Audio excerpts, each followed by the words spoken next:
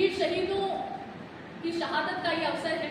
जिनकी वजह से आज हम इस स्वतंत्रता का लाभ उठा पा रहे हैं, हम इस स्वच्छंद वातावरण में सांस ले पा रहे हैं। उनको नमन करती हूँ। और कभी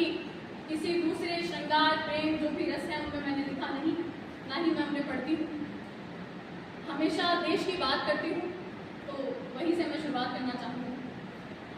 कि माना काव्य मंच की मैं उन्नत भान नहीं हूँ, माना काव्य मंच की मैं उन्नत भान नहीं हूँ, साहित्य की समाज की भी ढाल नहीं हूँ, मैं चारण हूँ रक्त में कविता बहती है, मैं शब्दों की पुजारी हूँ दलाल नहीं हूँ। मैंने लिखा भूख भय आंसू दर्द पर, मैंने लिखा भूख भय आंसू दर्द पर, लिखा हिंसा वाली काली रात सर्द पर, और नायिका का रूप मैं तो लिख ना सकी, मैंने लिखा सीमा के जुझारू मर्द पर, मैंने लिखा सीमा के जुझारू मर्द पर। शुरुआत वहां से करना चाहूंगी कि एक सैनिक को क्या चाहिए होता है। हम यहाँ बैठे उसे ये सरकारें जो राजनीति जो सर ने अभी बात करी, बहुत से लुभावने जो मनमोहक विचार होते हैं वो उन्हें प्रदान करते हैं कि आपके नाम से अस्पताल खुलवा दिए जाएंगे, आपके नाम से स्कूलें खुलवा दी जाएंगी। लेकिन एक शहीद को क्या चाहिए होता है? एक शहीद को सिर्फ ये चाहिए होता है कि उसकी लाश को तिरंगा मिले। इसीलिए वो संघर्ष करता है, इसीलिए वो अपनी जवानी, अपना बचपन सब कुछ खो देता है सिर्फ और सिर्फ एक चीज के लिए कि उसे अपनी लाश पर तिरंगा चाहिए होता है। कविता की भूमिका सिर्फ इतनी सी है, 4 पंक्तियों में व्यक्त करना चाहूंगी कि क्षितिज तक शौर्य गूंजेगा, स्वयं दिन मान बदलेगा, क्षितिज तक शौर्य गूंजेगा, स्वयं दिन मान बदलेगा, उतारो भारती की आरती सम्मान बदलेगा, विवादों में उलझकर कीर्ति माँ की मत करो धूमिल, विवादों में उलझकर कीर्ति माँ की मत करो धूमिल, शहीदों की करो पूजा तो हिंदुस्तान बदलेगा, शहीदों की करो पूजा तो हिंदुस्तान बदलेगा। एक कविता है कि जब एक सैनिक सीमा पे जाता है तो उसे ये नहीं पता होता है कि उसके साथ क्या होने वाला है, क्या नहीं होने वाला है। उसकी माँ कई सपने संजोकर भेजती है, उसकी जो नवविवाहिता पत्नी है वो कई सपने संजोती है, उसकी जो बहन है वो राखी की प्रतीक्षा करती है, उसके जो पिता है वो उसकी प्रतीक्षा करते हैं। लेकिन एक दिन ऐसा आता है कि वो सीमा पर लड़ते लड़ते वीर गति को प्राप्त हो जाता है। और सबसे पहले ये जो आहट है वो, चूंकि हमें पता है कि माँ का हृदय ही ऐसा होता है, इसे सबसे पहले ये आहट होती है कि मेरे बेटे को आज जरूर कुछ ना कुछ हो गया है। तो माँ के जो भाव होते हैं वो किस प्रकार के होते हैं उस समय? के कंधों पर क्यों रोशनी नमसी, माँ को क्या क्या अनुभव होते हैं? जुनून के कंधों पर क्यों रोशनी नमसी है, हवाओं के तालों में भी अंजुरी अगनसी है, भंवरे भी उदासी वाले गीत गुनगुनाते हैं, भंवरे भी उदासी वाले गीत गुनगुनाते हैं, फूल भी हवाओं को कुछ अनसुना सुनाते हैं, डालियों पे बैठे पंछी गाते तराने हैं, डालियों पे बैठे पंछी गाते तराने हैं, राहों में जो उलझे थे खत वो लौट आने हैं, मेरी बातियों में तू समाया ही नहीं, भूला घर का रास्ता जाने आया क्यों नहीं, भूला घर का रास्ता जाने आया क्यों नहीं। माँ को वो क्या क्या सपने देख के जाता है कि रोशनी के मेलों पर मैं घर को लौट आऊंगा, रोशनी के मेलों पर मैं घर को लौट आऊंगा, अपने घर की दीवारों पर पातियां सजाऊंगा। लेकिन क्या सोच के जाता है और क्या हो जाता है कि दीप ना जले ना बाती जुगनुओं के साए हैं, आज घर धुएं में गुम है रोशनी डराए हैं, आज घर धुएं में गुम है रोशनी डराए हैं,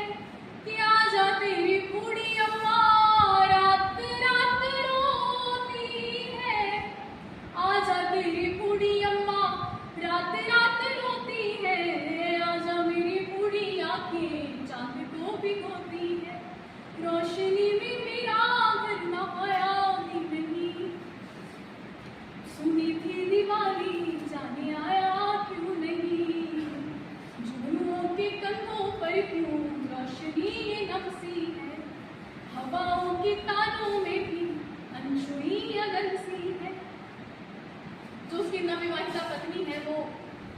इंतजार करती हैं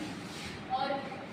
2 ही महीने उसकी शादी को हुए हैं और वो सीमा पर शहीद हो जाता है। तो क्या क्या सपने वो अपने घर से लेकर आती हैं, क्या शिकायत वो उससे करती हैं कि बारिशों का मौसम लाया पतझड़ों की बाती है, बारिशों का मौसम लाया पतझड़ों की बाती है, और ना खिलेंगे उपवन कोयलें गाती है, फूल ना खिलेंगे खुशबू तितलियां ना आएंगी। और एक जो इस कविता की प्राण पंक्ति है मैं सौंपती हूँ कि फूल ना खिलेंगे खुशबू तितलियां ना आएंगी, एक रंग की चादर में उम्र बीत जाएगी, एक रंग की चादर में उम्र बीत जाएगी, तूने जैसे सावन के संग अलविदा कहाया है, तूने जैसे सावन के संग अलविदा कहाया है, छूटे थे तेरे वादे देख फिर ना आया है, मेरी मांग में तू फिर समाया ही नहीं, सुना था ये घर जाने आया क्यों नहीं, जुनूनों के कंधों पर क्यों रोशनी ये नमसी है, हवाओं की तानों में भी अनछुई अगन सी है। एक जो बहन होती है उसके सपने होते हैं कि वो अपने भाई को राखी बांधेगी, और जब सावन के इस महीने में जब रक्षाबंधन का त्योहार आता है तो बहन किस तरह अपने भाई से शिकायत करती है कि गमज़दा दिवाली थी जो होलियों के मेले हैं, गमज़दा दिवाली थी जो होलियों के मेले हैं, राखियों के धागे अब तो